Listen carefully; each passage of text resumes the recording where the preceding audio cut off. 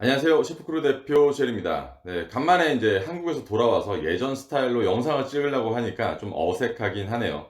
아무튼 여러분, 한국에서 만나 뵈어서 반가웠습니다. 오늘은 호주 요리 유학의 첫 번째 수속 단계인 요리대학교 선택에서 여러분들께 꿀팁을 드리려고 합니다.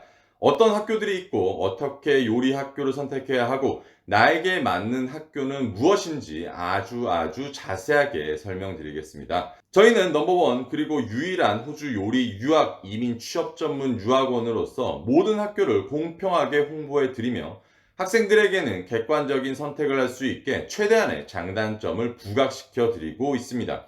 그래서 저희 유학 박람회나 종합 설명회 대학교 관계자분들을 초대하지 않고 있죠. 대학교 관계자분들이 오시면 다 좋은 이야기만 하지 않겠어요. 저도 아무래도 눈치 봐야 하고 더 좋은 얘기만 해야 될 수밖에 없는 그런 상황이 있으니까. 그래서 저는 항상 학교는 학교일 뿐이다 라는 말을 강조하고 경력 중심으로 본인을 이끌어 나갈 수 있는 교육기관을 선택하는 것이 호주 요리 유학의 성공 그 첫 번째 단추라고 말하고 있는 것입니다. 학교마다 장단점이 존재하고 본인의 능력에 따라 목표에 따라 학교 비교를 잘 해드리도록 하겠습니다. 자, 그럼 여러분의 선택에 도움이 되는 영상이 되길 바라며 이번 컨텐츠를 시작해 보겠습니다. 이해하기 쉽게 제가 임의대로 호주 요리대학교를 1등급, 2등급, 3등급으로 나눠보겠습니다. 학비 기준이라고 생각하시면 돼요. 1등급은 비싸고 시설 좋고 세계적으로 이름 있는 학교들입니다. 예를 들면 르꼬르동 블루가 있겠죠. 총학비는 하나로 약 한 5,500만 원 정도입니다. 재정적으로 여유로우시면 안 갈 이유가 없는 학교죠. 보통은 재정적 여력으로 못 가는 경우가 대부분이니까요. 이론 과정에서는 호불호가 많이 나뉘긴 하지만 요리 실습 과정은 타 요리대학교에 비해서 사실 넘사벽이에요.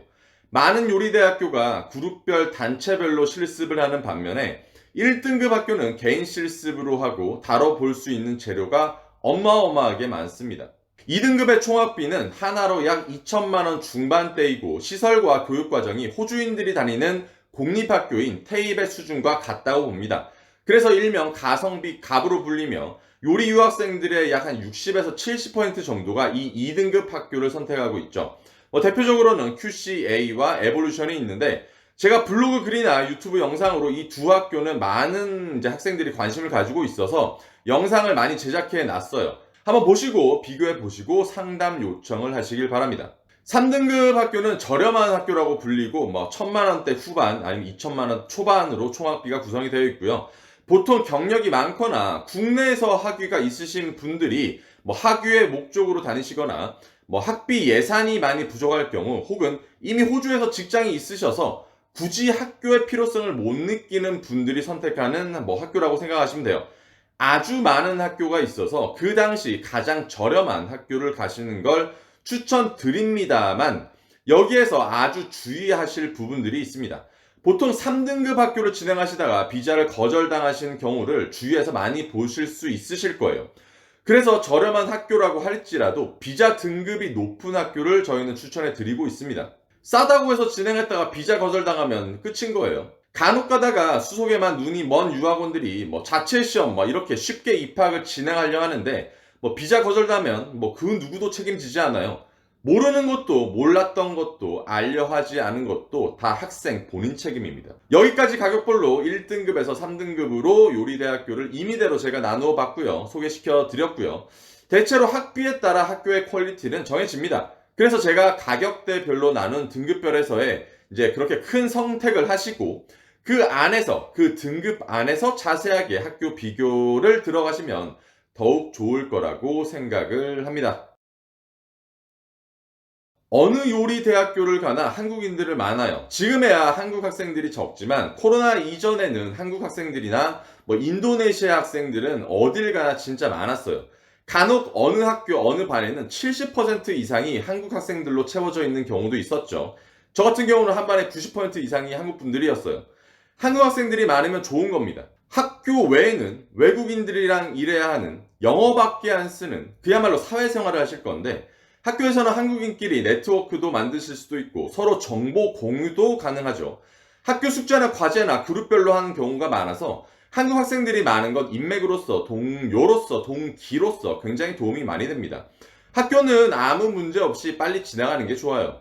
다만 어딜 가나 어글리 코리안들이나 각국의 어글리한 사람들은 있습니다.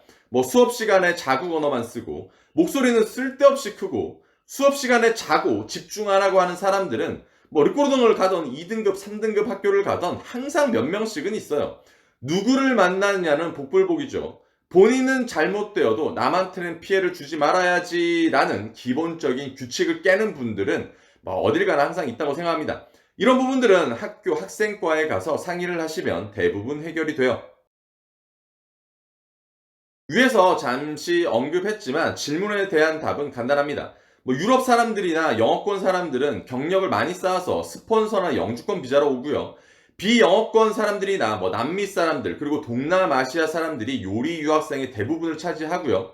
동남아 쪽, 중국 쪽은 진짜 부자 학생들이 많은 반면 뭐 우리나라 같은 경우는 평균 GDP가 높은 국가이고 뭐 그냥 평범한 분들도 많이 유학을 오시죠. 그래서 비율로 보면 한국 분들이 유학생 중 가장 많은 건 사실입니다. 미국이나 스위스는 학비가 뭐 2억, 3억씩 하니까 뭐 가는 인원도 적지만 호주는 보통 유학비가 뭐 2천만 원 중반대, 3천만 원 초반대로 약간 상대적으로 많은 분들이 유학을 오시게 되죠. 그런데 학교에서만 그렇고 사회 나가면 다양한 국가의 사람들을 보실 수 있습니다. 특히 뭐 유럽권의 사람들. 여러분들 걱정하지 마십시오. 학교와는 다르게 영어에 기반한 언어 차별은 원 없이 실컷 느끼시게 될 겁니다. 없습니다. 전 있다고 하시는 분들은 무슨 생각으로 이렇게 유학 상담을 하시는지 모르겠어요. 저희 학생들이 수백이에요. 벌어서 다니시는 분들 뭐 몇 분 있습니다. 이 몇 분의 예로 이게 다 된다고 이야기할 수는 없어요. 생활비, 집값, 뭐 한 6개월 정도의 학비 정도는 충분하게 벌어 다니실 수는 있지만 이렇게 모은 돈도 졸업생 비자 진행할 때 다 써버리게 됩니다. 그래서 원래 유학 비용은 모자라게 준비한 게 아니에요. 왔다가 아프거나 일 못하는 상황이 생기면 누가 책임질 겁니까? 물론 이런 걸 해내는 사람도 있긴 하지만 전 보통의 학생들을 이야기하고 있는 겁니다. 하지만 지금은 상황은 조금 달라요. 학생 비자도 풀타임으로 일을 할 수 있고 시간당 페이도 많이 올랐고 일자리는 넘쳐나는 시기니까요. 제가 생각하기로는 이번 연도 혹은 내년까지 정도는 이렇게 학생 비자들에게 일에 대한 제한을 두지 않을 거라고 봅니다. 지금 학생 비자와 워킹 홀리데이 비자들이 들어오고 있다고는 하지만 예전만큼 해외 인력이 채워지는 건 엄청난 시간이 걸릴 거라고 예상을 해서 뭐 당분간은 학생 비자도 풀타임으로 일을 할 수가 있다는 아마 그런 좋은 예상을 해볼 수 있어요. 그래서 지금은 학비, 생활비, 집값을 벌고도 남고 많은 돈을 모을 수 있는 유학 시기이고 이렇게 일했던 경력은 당연히 졸업 후 스폰서나 영주권에 많은 영향을 끼치게 되겠죠. 그래서 2022년도에 호주 요리 유학을 생각하시는 분들은 감히 제가 예상을 하건대 영주권 분야에 많은 혜택을 보실 거라고 생각을 합니다. 뭐 그래서 이번 저희 행사 때도 많은 분들이 참여를 해 주셨죠. 여러분 자 오늘의 영상은 어떠셨나요? 모든 학교는 장단점이 존재합니다. 그래서 자신의 재정적 상황과 경력의 유무, 뭐 자신의 영어 실력 그리고 유학의 목적에 따라서 학교의 선택은 이루어져야 한다고 생각을 합니다. 특정 학교의 인기가 많을 수도 있어요. 그래서 한국인들이 막 그렇게 몰리게 되는 경우도 있어요. 같은 등급에서 학비 할인을 엄청나게 많이 한다거나 획기적인 커리큘럼으로 학생들의 이목을 집중시키는 경우도 그런 시기도 있으니까요. 하지만 저희는 항상 하는 이야기가 있죠. 여러분 학교는 학교일 뿐이다. 여러분들의 요리 유학 계획에 있어서 정상적이고 상식적인 상담을 드리도록 항상 최선을 다하도록 하겠습니다.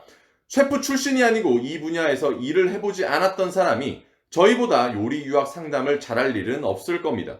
또한 한 분야에서의 행정 업무 처리 능력을 단연간 가지고 있는 셰프크루 행정팀의 노하우와 통계 자료도 큰 도움이 되어 드리겠죠.